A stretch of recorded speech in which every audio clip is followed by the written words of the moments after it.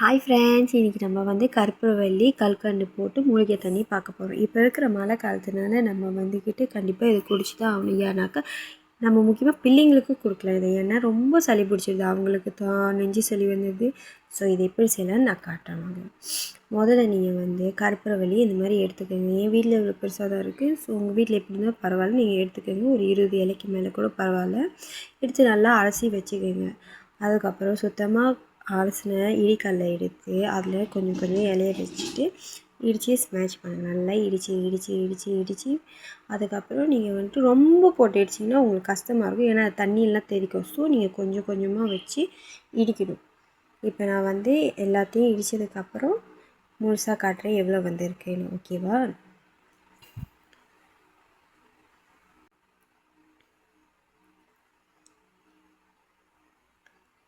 So இப்போ நம்ம வந்து 2 கல்கண்டு எடுத்து போட்டு நல்லா இடித்து இந்த மாதிரி நீங்கள் வந்து இதை இடிக்கிறத விட இந்த மாதிரி நீங்கள் ஸ்மாஷ் ஆகிட்டும் நல்லா உரசிடுங்க.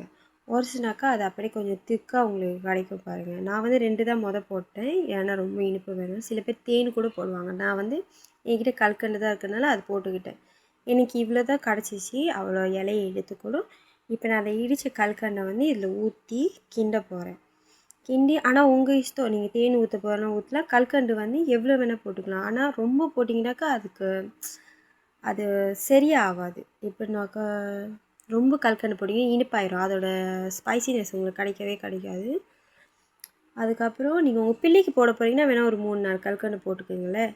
அதுக்கப்புறம் இப்போ நம்ம இதை வந்து புழிஞ்சி நல்லா தண்ணியெல்லாம் சாரெல்லாம் வெளியே எடுத்துடணும். இந்த இப்போ பேலன்ஸ் இருக்க அந்த நம்ம பிடிச்சி அந்த இலையை எடுக்கிறோமே, அது வந்து பெரியவங்க நீங்கள் வந்து சாப்பிட்டுக்கலாம். அது நல்லது தான். நான் தான் வந்துட்டு தனியாக எடுத்து வைக்கிறேன். அது அப்புறமா நாங்கள் சாப்பிட்டுப்பேன்.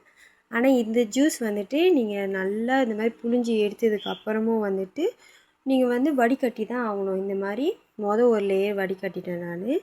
அதுக்கப்புறம் இந்த ஃபுல்லாக எல்லாத்தையுமே எடுத்து ஒரு கிளாஸ் எடுத்துக்கிறேன். இந்த கிளாஸ் தான் நான் எப்போதும் யூஸ் பண்ணுவேன். இந்த கிளாஸில் வந்துட்டு நீங்கள் ஃபுல்லாக வடித்தட்டு சுத்தமாக எடுத்துடும். ஏன்னா பிள்ளைங்க வந்து சின்ன ஏதாச்சும் இலை இருந்தால் கூட சாப்பிட மாட்டாங்க. என் பாய் அப்படி தான் பண்ணுவார். அதுக்கப்புறம் வந்துட்டு நீங்கள் பாருங்கள், நான் காட்டுறேன். எனக்கு கொஞ்சம் தான் கிடச்சிச்சு. ஆனால் ஸோ நான் இந்த மாதிரி ஒரு கோலை எடுத்துப்பேன். என் வீட்டில் நெளிஞ்சு போயிடுச்சு. ஸோ நீங்கள் அதை பார்க்காதீங்க. இந்த மாதிரி கோலை எடுத்து நீங்கள் அந்த ஊற்றி அந்த டம்ளர்லேயே ஒரு 2 கோலை தண்ணி ஊற்றணும். நான் 40 ml வச்சு தான் ஊற்றினேன். அதுக்கப்புறம் அது ரொம்ப திக்காக இருக்கிறனால இன்னும் ஒரு 2 கல்கண்டு போட்டு சுடு தண்ணியில் ஊற்றிட்டேன் இதில்.